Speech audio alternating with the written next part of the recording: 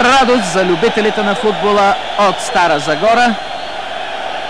Радост и за футболистите на Берое, които издържаха на непрекъснатите атаки и останаха на върха в класирането в най-важния момент, накрая, когато се печелят шампионски отличия.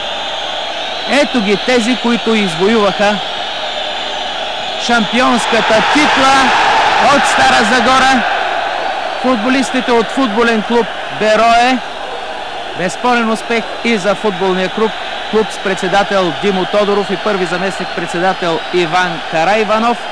Безспорен успех за старши треньора Евгений Анчовски, за треньора Панайот Панайотов. Безспорен успех за момчетата в зелено-бяло. Честито, беройци!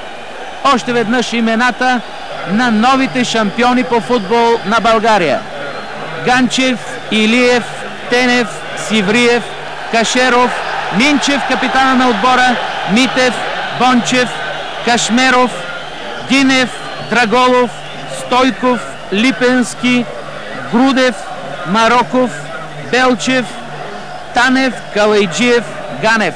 Тези футболисти стигнаха до златните медали на шампионата.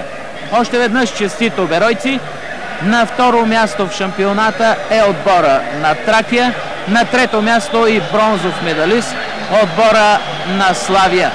Заслужена радост за старозагорските футболисти, заслужена радост за любителите на футбола в Стара Загора, доживяли да видят своите представители от Берое като шампиони. А ето го във въздуха старши треньорът на Берое Евгений Янчовски.